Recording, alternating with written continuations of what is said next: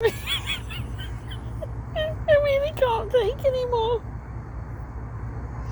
I really can't. It's horrible here. It's a complete rank shithole. I mean, it's days in Elton on the service stations, and it's such a shithole, this hotel. And last night I was kept awake till gone 5 with the clubbers because they'd come back and they had the music booming in the rooms, absolutely booming, and they put them right next to me because they knew I was from the council and wouldn't complain because I don't have a leg to stand on. Whereas the other people who are paying guests would demand the money back and everything, and they knew what they were doing. And it's disgusting the way I've been treated here. They could have been a lot better to me. They could have put me in a comfy room or something. They put me in a right rank shithole room. It's cruel. And when I first came here, then they put me in this room, and I had no mattress. The mattress had wires in my back. And even if the council aren't paying that much, they're still paying for it, aren't they? Not to have wires in my bloody back. No, they're much better in the Premier Inn it was. Yep. And the staff were really nice to me in there too. Anyway, got me out of there, didn't they? They shoved me in on a fucking motorway and I hated it. I'm really suicidal. And I really can't take anymore. And then luckily there's this really nice person on here. But he's in Scotland. I won't put his name on in case he wants to remain private, but he's lovely.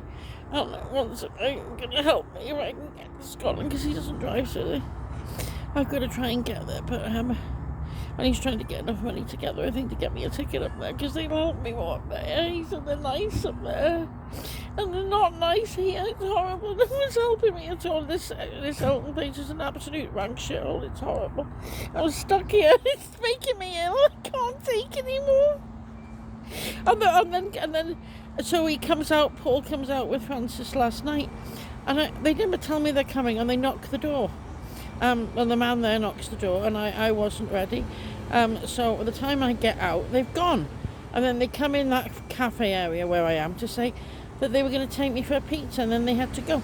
Well, why would they do that? That's a bit cruel. And then doing that, and then she hugged me, and she's lovely, and I wanted to go, and I said, please take me, I can't go here anymore. And she wouldn't take me because of him, and it's all too much. And I just want to die, and I really want to die. I want my nanny and my mummy, and I want to go back in time to when it was safe, and I can't cope with this at all.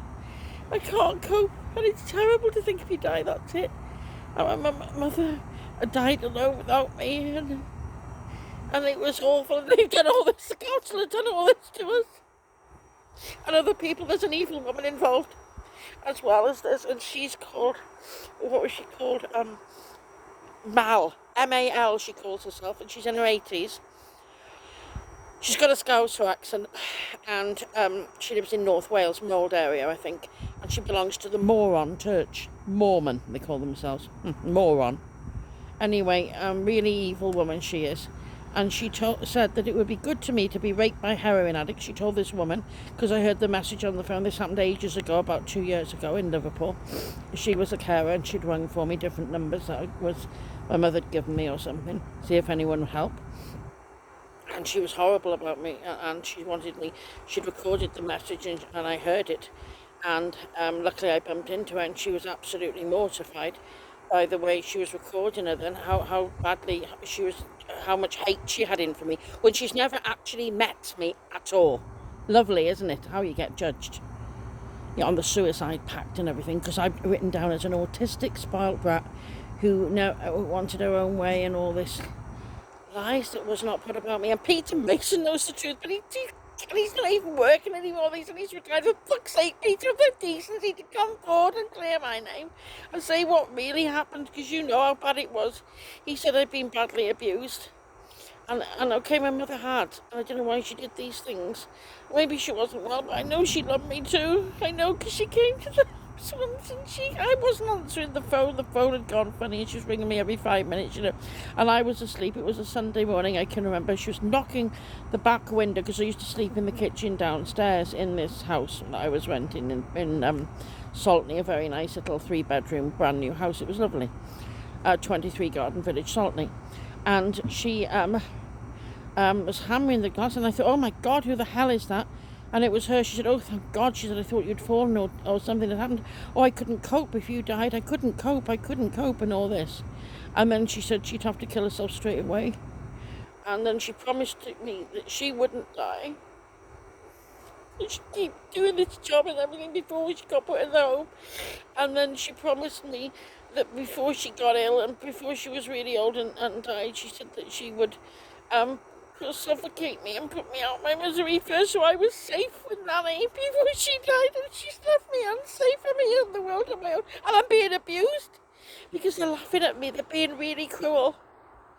Because I'm in a terrible state, because other people have got big families. I'm the only one who's got nobody at all. And it's only that mercy of strangers is why I come on here. And there's one good guy in Scotland, but it's such far away. And he's very young. And there's not a lot he can do, really, because, I mean, he's not financially able to support me or anything. And he doesn't have a big house. He's only in a small flat with his girlfriend. And you know, but they're decent human beings. And that's the difference. He can come forward and I trust him. I've had lots of perverts that are just disgusting, taking advantage of me in this predicament. But I need somebody who's got a big house, who's got enough money, and it wouldn't mind taking me in for a bit to save my life. Basically, I need it for about maybe 3 months, and then you could sort me out. Maybe I'll get better then. But I don't know the way I am now. I want to die desperately because I can't see another way out. There's a bloody wasp on my arm. Fuck off. And then I've just had enough of it. And here it's horrible. It's like being in the Wicker Man territory here. That's what somebody else said. The only person I trust is a lovely woman who works here called Sue, and she sometimes works. I think she's coming back, and she's a lovely lady. And the cleaners are okay too, but the others aren't very good at all. And it's not very nice at all. I'm treated like... They're just not very nice to me. I've been here a while now, about 5 weeks or so. And they don't do anything to help me, you know, because they have discounts for themselves, the staff discounts. They know I'm destitute. I'm not offered anything. Nothing helps, as other people said. That Paul suggested that the other day, that they should help and everything. But they haven't, and they won't. But I mean, they just don't care. They made it clear they couldn't give a shit. They see me hysterically crying, being suicidal in a terrible mess like this, and I'm just ignored. Now, at the Premier Inn, when that happened, they wanted to chat to me to see if I was okay and then calm me down a bit, and then I'd be okay. And, you know, I mean, and because my mother died, and I was shocked, and it was more professional there. But if they had what they had there last night, they'd have kicked them out straight away. Premier Inn, Travelodge, any chain of hotel respectable would have them out. I mean, the music went on booming where the room is shaking till 5 a.m. And the man who was on the duty, I'd never known such a wimp, to be honest. He goes up and says, oh, I don't want to disturb them. I think they're high on drugs. I mean, that's not very good, is it? Do you know what I mean? So you don't get much support. And then he eventually knocks the door and asks them to be quiet. And they try and turn it down for 5 minutes. As soon as he's gone, it's booming again. And it went on. It was about 5:30 when they eventually turned it off and went to sleep. And I couldn't get off then, and I've got banging headache. I feel so ill, and I want to just walk out of here. I can't fucking take it anymore. But the counsellor threatened I have to sleep outside, and they're going to let me die outside because they're demons. They're really horrible. And this man, and then he said they were meant to come the other day. They were meant to come here or something to do something check on me. So I said, what's that? Is it important? Do I have to sign a form to her? Are you finding me some? Oh, no, they're not doing anything. It's something. They come out. We did it before or something. And they come out and see you for 5 seconds, but they probably say they're there talking to you and all this for ages to sign their form to get paid. You know what it's like. And he's there for 5 seconds with another woman, or a man comes with him. He also have 2 in case you say he's being abusive, I suppose, and they cover each other's backs. I don't know what that's for. Anyway, there's always 2 that come out. And then he's there for 5 seconds flat. And he doesn't speak to you in the meantime, doesn't care at all. I remember when I had a social worker years ago, and we had one when I moved to the flat. So Greta Lyons on the Wirral, if anyone can get this to her. She's a lovely woman. Oh my God, she worked with Peter Mason, and she was a wonderful, caring person. She'd ring me at her own time She'd meet you once a week for an hour. She'd get you cake and coffee. I didn't want coffee. She'd get me a nice cold drink and a cake, pay for it herself, take me to a cafe, and I had money then and everything. That was the attitude. That's what it was like then. And she'd chat to you, and then you could ring her if you were desperate, and she'd sort things out. She helped with everything. She helped my mother get the housing benefit sorted. They haven't lifted a finger. And then he sometimes has this one with blonde hair comes out with him from the For Future movement, this Will or something. Looks like he's high, stoned out of his head. He's like this all the time. I mean, it's terrible what I've been treated. And I told this guy on the internet, and he's so lovely. And he's been ringing me, and he said that, it's not like that in Scotland. They actually care there. I think they do, because I know Scottish people are very nice. When I've ever met any, they have got a big heart. It's hard round here in the northwest. It's as hard as fucking nails. It's meant to be hard. North Wales, Chester, Liverpool, round here. As soon as you go higher, like Newcastle, the people are lovely, as you well know, and then Scotland, they get, the higher up north you go, the nicer they get.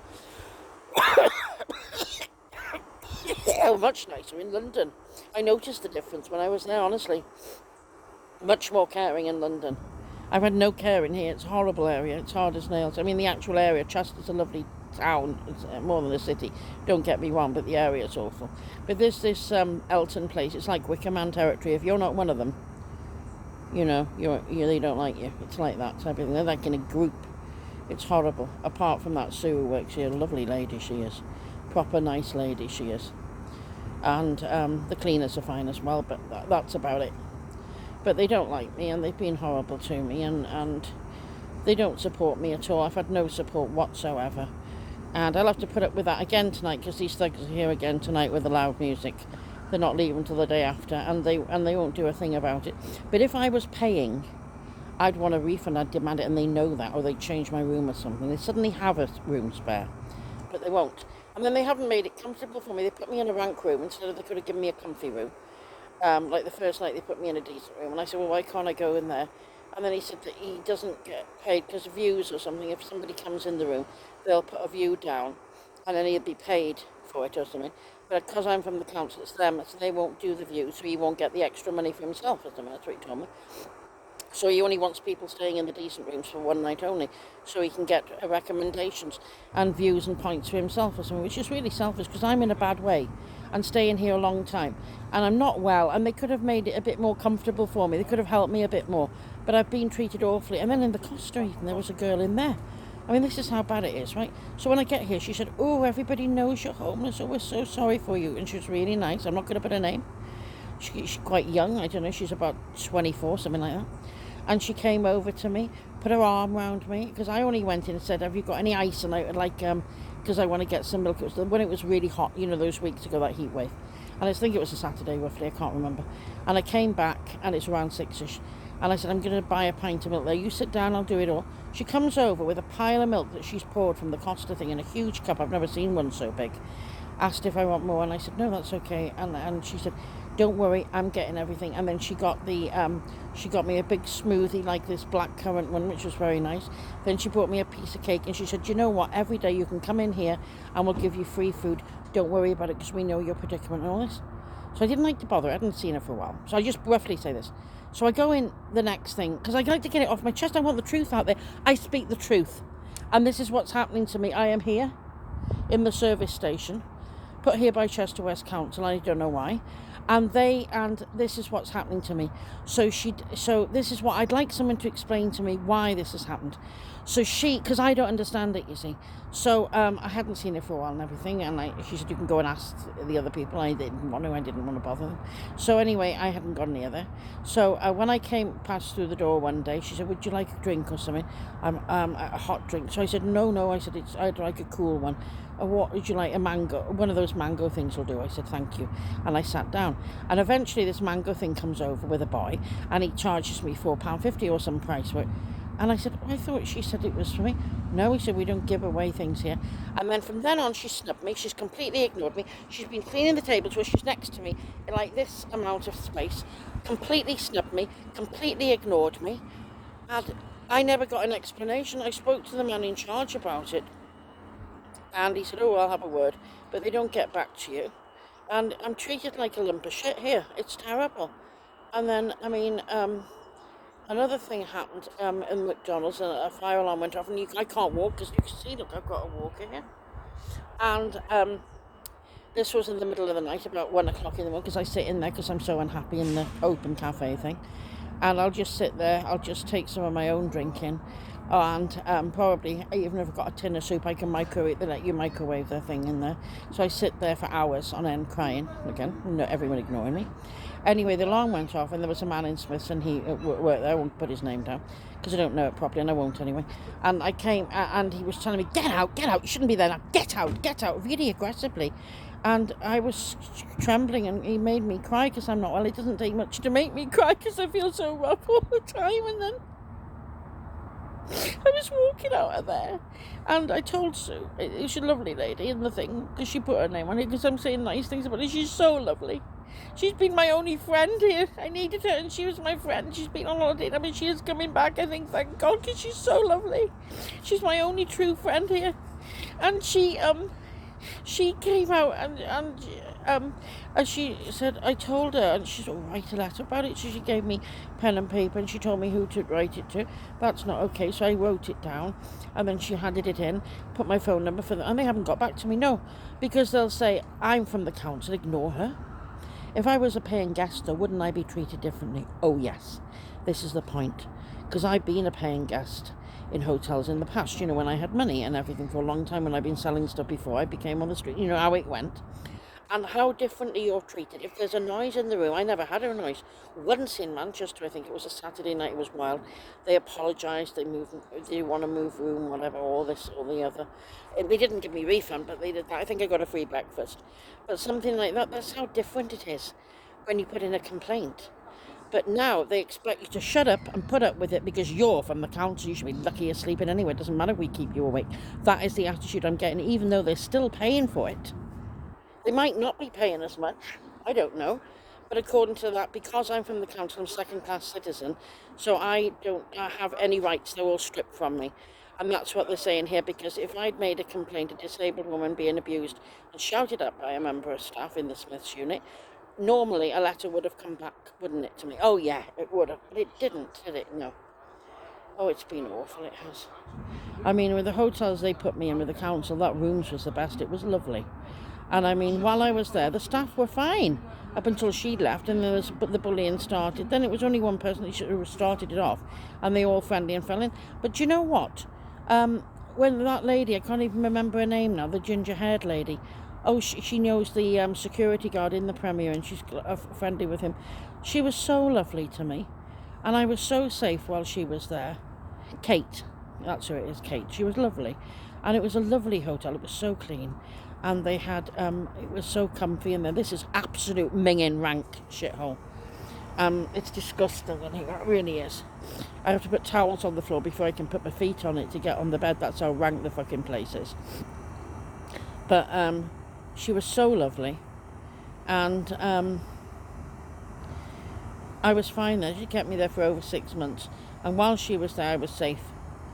And she chatted to me and everything. And my mother wasn't even dead then. I was low.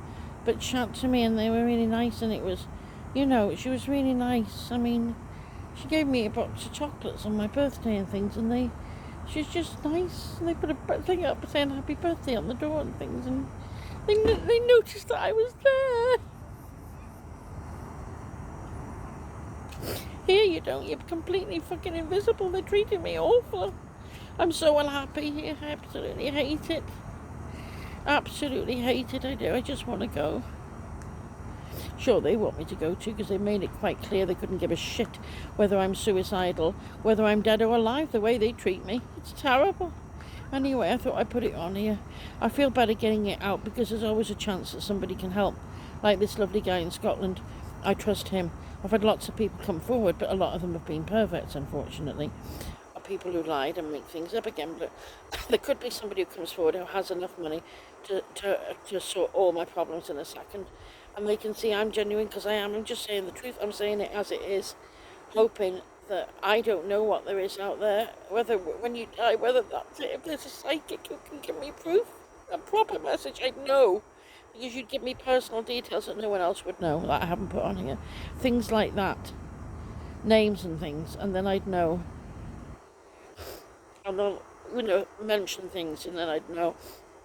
I'd appreciate that if one of you could come forward and help me. I don't know how many people, I don't think many people see this. It's like about 50 views, or something. I don't know. I haven't looked, sorry, I haven't looked properly. It's the stress that makes me wretched, But I'd appreciate it if someone would do that. I really would. And you can contact me anytime. My email is pinkbabybutton6@gmail.com, and I'll give you my personal phone number if you contact me on there if you want to help me. And if you want to help me through PayPal, you can. It's just the same thing. It's through my email, which is pinkbabybutton6@gmail.com, via PayPal. And all donations will be more than appreciated, I can tell you. Anything, 50p, anything. I'm desperate. That'll buy half a packet of crisps. I mean, that's how I really am that desperate. Because the rip-off prices they put me in Spa here, they don't give me, they get staff discount. Apparently they get all their meals for £1, they told me the other day. And you know what, they should have given me some vouchers, help me a bit, because I'm here on my own. I've been here a while, the cleaners let it slip. But they give £1 vouchers, they can have a huge McDonald's meal for £1. Or you can have anything here for like £1, you only have to pay £1 or something, you get a whole meal. And I could have done with that, because they know my predicament, but no, nobody's lifted a finger. They just don't care, and I'm always polite and chatty to them. Try to break a conversation. It's hard. I don't feel like bothering anymore. I don't even know why I bother being friendly and chatty, because I hate being here. That goes against me, doesn't it, really? Because that's being a liar by being friendly when I don't feel like being friendly, when they're being horrible to me. I'll just tell you the truth like it is, because it is the truth. And they have been horrible. I mean, people who are horrible when you're suicidal aren't very nice, are they? Let's face it. I mean, it's terrible, isn't it, what the world's coming to? And that's why so many people kill themselves. If there's anyone out there who feels suicidal and desperate, you can chat to me. I promise you that. Just email me and I'll give you my phone number. Okay? Don't top yourself or something. Chat to me. And especially if you live in the area, you can drive out here any fucking time. Please. Please, evenings are best, to be honest. It's nice in the evening, it's quieter to sit here. And if you take me for a spin in the car, it'd be great. So it's Chester Services, it's called. That's all it's called. And it's in the Cheshire area, not in Chester city centre. It's a good way from there. And it's called Elton. That's the nearest village, they call it. It's a village, it's just houses, basically. And Elton, it's called. Nearer Cheshire Oaks and Chester, nearer Cheshire Oaks, Ellesmere Port. So if you can, it's very close to a Shell refinery. That's where it's not close to, oil refinery. That's where it's close to, and the stench is bad around here with that. But I just thought, I keep on with this, because if I don't, nobody will know. If I hadn't gone on here, the decent guy from Scotland wouldn't have contacted me. So that's why I keep doing it. Because there could be somebody who could bail me out in a click of a finger, and then my life's okay and I don't have to die. And I could help others then who are in my predicament, because that's what I want to do. Because I care, I've got a big heart, and I really care, because I know what suffering is. And I actually care. So if someone's suicidal, I know exactly how to help you. Because I'm feeling the same way, so I care. You're not on your own. But thank you very much, and anybody who can help me in any way, I appreciate it so much, because I'm so fucking desperate. And it's my fault, I never spoke to her, and she's dead, and I can never speak to her, and I want to know if this is it when you die, or if that's it, because we don't know. I sometimes have this feeling, you feel so empty, don't you, and alone, and you feel like... That's it. I'm surrounded by horrible people. They're not being nice to me. They're being horrible. I hate being here.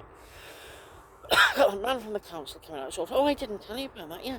So I have a doctor's appointment.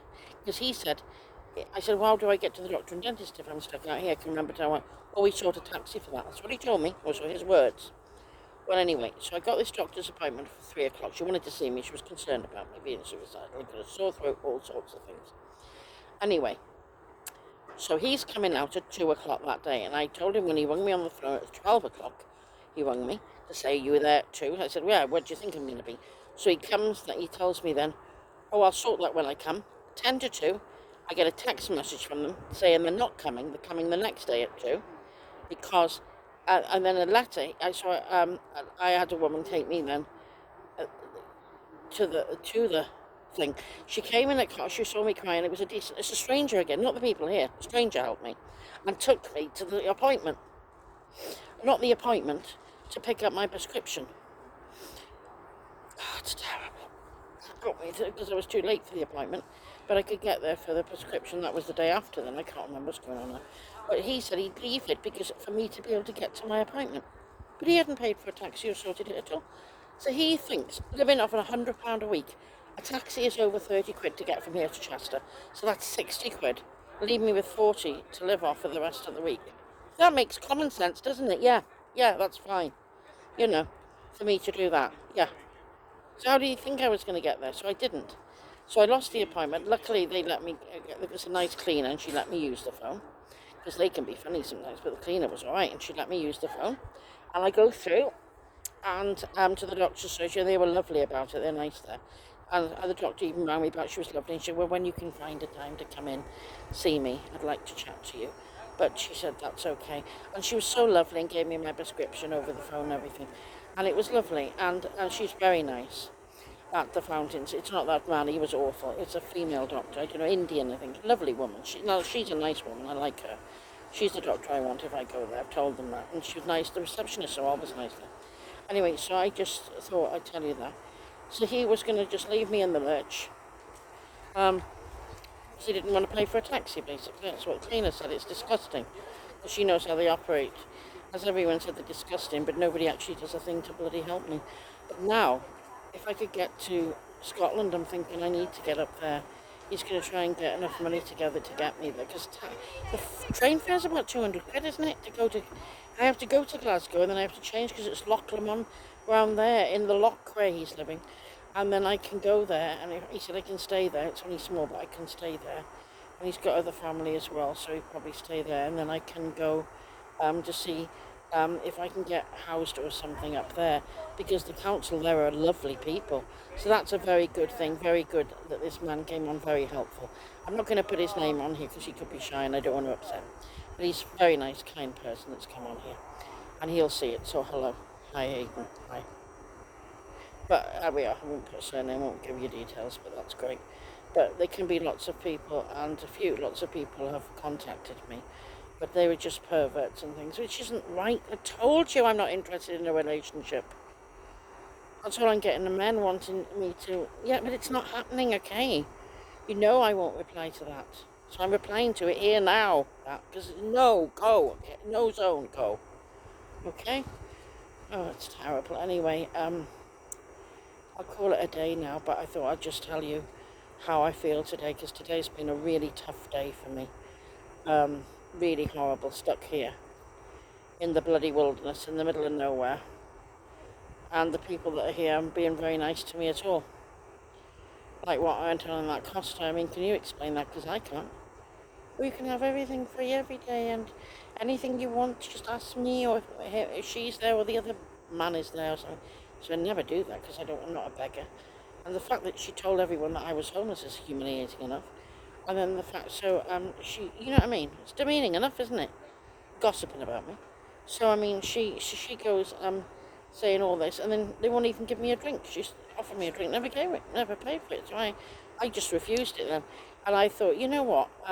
She just ignored me. So I mean, just don't speak to them. But I mean, why would you suddenly be all over somebody and then ignore them like that? It doesn't make any logical sense. It's cruel.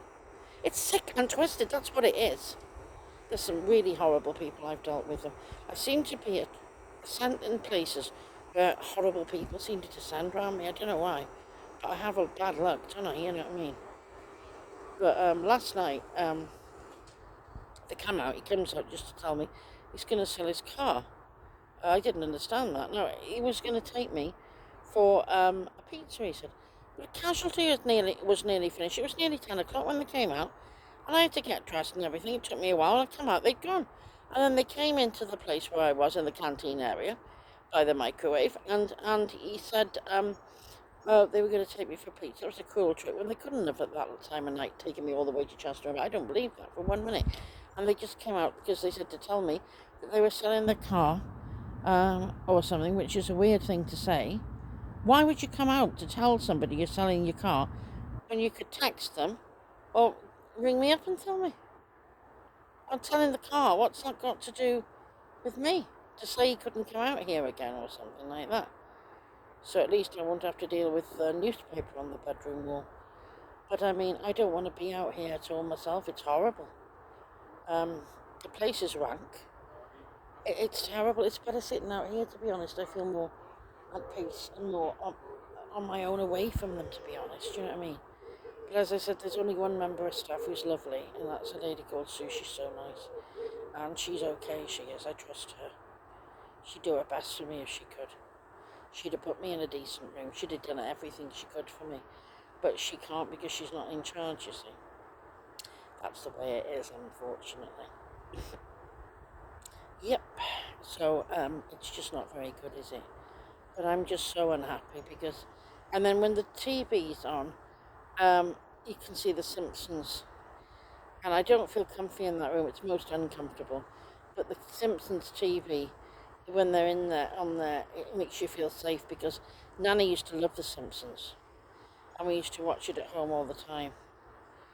And when I was bedridden and really ill with this virus at home, I used to watch The Simpsons in 13 Grangemount, West Kirby when we lived there. And Nanny'd watch it with me and she loved them. She loved Lisa. Because I was Lisa, so she was Lisa. And then, and Bart I like it, it's so funny. And she just loved them. I love Marge as well. She liked Marge as well. And I just love them all. I love them all. And they are, it is a lovely programme. It makes me feel safe because I pretend I'm back there. I sort of block out the room and my environment and pretend. I remember, when I watched this with my Nanny in a safe time, a safe space. And Nanny was alive and everything was safe then when Nanny was alive. I was safe when Nanny was alive. I was safe. I love my Nanny to bits. She's a lovely woman. She'd have the bones off me. I'd have the bones off her. DP, you're around. Dorothy Feliciana, you're around. If you want to know if there are psychics out there. Where is she now? Is she with Auntie Reenie? Because her sister died when she was 35, so I never met her. And I think my mother was about a toddler or something. And I think she had a brain tumour or something, or a hemorrhage, Nanny said it was. Terrible pain behind her eye, and she was ill. And it went on for about a month or so, this terrible pain behind her eye. And nobody knew what it was. And then one day she just died. And it was horrific, apparently. They tried to resuscitate her. And she died in the lounge. And it was horrible. And she was 35. And it finished off her mother. And her father. Nanny's father was policeman in charge in Father. Police. He was John Williams. If anyone can get hold of the psychics for this. Or anything. If they do like the family tree, anybody, to see if there is any descendants, if I've got any distant relatives or somebody who come forward and help me, please. Because I really need your help. I'm like a stray cat. I'm not, like these other people homeless. They're all on drugs and alcohol. They've been to prison and things. They're quite dangerous. And that's why the family sometimes ostracize them. But I've got no family. That's why I'm on my own and homeless. I mean, I'm homeless. I was ill and then she was put in a nursing home and she died and there's no money and there's no home. And that's basically what it is now, isn't it? Anyway, please, if anyone can help at all, I'd be so grateful. But I'm so grateful, please. Anyway, you can help me, even if you want to talk to me. If you want to give me a psychic message, a genuine one. If you can think of anyone who can help me, any suggestions. If you can donate any amount of money, anything will do. Anything you can do in any way you want to, way, shape, form, to help me will be greatly appreciated. I can tell you that I just want to escape from here. If someone could come in a car here and get me out of here. Please do. Please do it soon. Please, I can't stand this fucking place. It's horrible. Thank you very much.